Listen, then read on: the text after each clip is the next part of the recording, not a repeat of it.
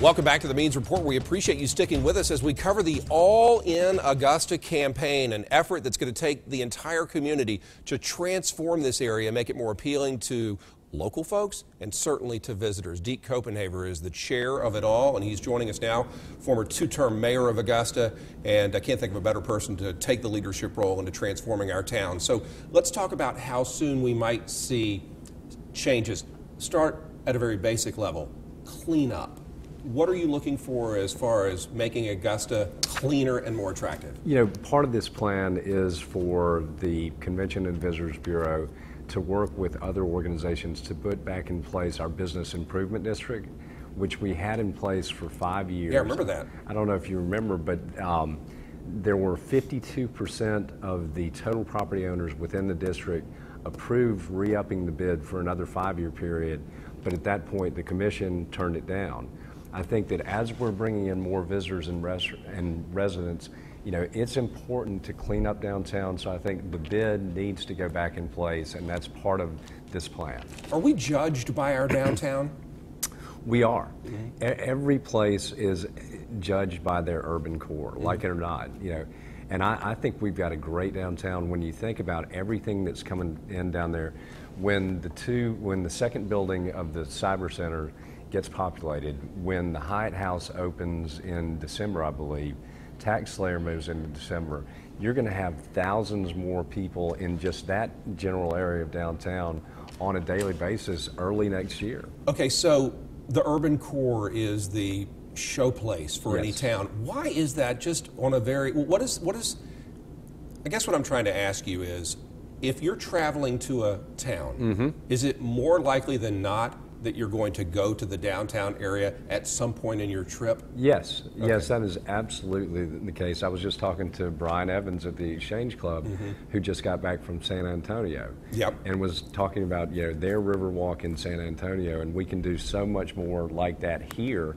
So yes, every city is generally, you know, to visitors, that's the impression that they have, and I want Evans Town Center to be extremely successful, but for downtown Augusta, you just can't recreate a sense of place and history. What about golf cars downtown? I know the commission talked about it. Where are we on that? We are looking at starting those golf cart tours from the Convention and Visitors Bureau next year. So that's something that people can see coming out of the box, hopefully as soon as early next year. Is this Augusta only, or does North Augusta tie in? At this point, it's primarily focused on Augusta. And as you said, it's a 5-year plan looking to raise $6 million. But in some of the meetings we've had, people have said, well, if we're successful in 5 years, can we just re-up and look at spreading it to the surrounding communities as well? That is what I would love to see. This may be outside the scope of what y'all are doing. Feel free to tell me if it is. But will you try to get businesses to move downtown? Not just businesses here in town like Tax Slayer did, but from outside the area? Absolutely. And I did that in my role when I came in and ran the Development Authority on an interim basis. I know that Cal Ray is focused on that with the Development Authority. Yes, and that's the thing to me. We are so primed. So all of our downtown is in a federally designated opportunity zone, which is a new program that the federal government did, but it should spur tremendous growth downtown. So yes, definitely. I also know that y'all are working on, or you want to create districts within downtown. Is that like Artists Row and similar districts? What are districts? Similar districts. So we've got the Miller and the Imperial. That's obviously an entertainment and theater district. So it lends itself to, downtown lends itself to that. We've obviously got the medical district around the university. So yes, we are focused on that as well. I know a lot of people who try to attend a lot of events in town say that they find themselves being spread too thin because a lot of events overlap or conflict. And so y'all are talking about a community-wide events calendar. Where are we as far as that stands? And are all the agencies that plan all these fun events buying into that? Yes, they absolutely are. And at the new offices of the Convention and Visitors Bureau, which I would invite everybody to come down to and tour on Broad Street, right next to the Southern Salad, which is great. There's a doorway between the two. But there will be ongoing screens showing community-wide events. So yes, and the new visitor center it's, no offense to anybody's grandmother, but it's very interactive. It's not your grandmother's visitor center where somebody just comes in and takes a brochure and leaves. There is a high-tech feel to downtown, as you predicted that there would be when you were mayor. You are encouraging young leaders to step forward with the All in Augusta campaign. Absolutely. I would imagine that would be easy, that these young folks, I know them, I've seen them, would want to step up. Is that happening? It definitely is. It definitely is. And that's, to me, you know, we need that energy of the younger generation, because effectively they'll benefit more from this plan in the long run than you or I will. But that's cool to me. And I will tell you, so Georgia Forward, which I'm on the board of, had the Young Game Changers program here I think it was 2016.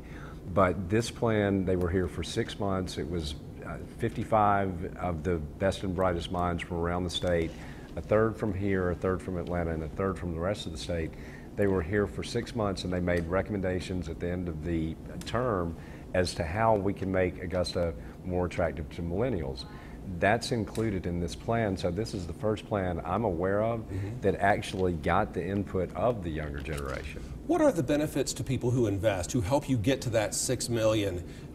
How do they reap the benefits? They just have a nicer town? The rising tide lifts everybody. Yeah. You know, downtown merchants and restaurants, the more people you bring downtown for events, the more they benefit. But just once again, you know, it's not an us and them in this community. We're all in it together. And so once again, the name of the plan is All in Augusta. I hate to ask you this question because it's too easy, and I think it's been asked too many times, but I'll do it. Are we going to be the next Greenville, Chattanooga, Columbus? We're going to be better. And Brad, you know how competitive I am. Yeah. And I really get tired of hearing people say, I want to be more like this city or that city, because we've got more resources than any of those cities have. You know, they're great cities and I love them, but I just want to be absolutely Augusta and be the best city that we can be, that other people come to learn from. What do you think about everything that's going on, just kind of big picture? Because I do think back of all the times you've been on the Means Report, from the infancy of your run as mayor till now. A ton has already happened. It really has, and it's fun to watch and to still be a part of. It's interesting, somebody asked me after I got out of office, well, what are you going to do now that you've retired? And I'm like, do I look old enough to retire? There's still a lot of work to do. And I will say that in other cities, you know, transformative change for the better has been driven by the private sector. So I want to work in partnership with the government. I respect what they do and the role that their job is, but really it's the private sector that needs to set the vision, and that's what we're doing through this plan. When you say set the vision, you mean lay out plans and pay for them?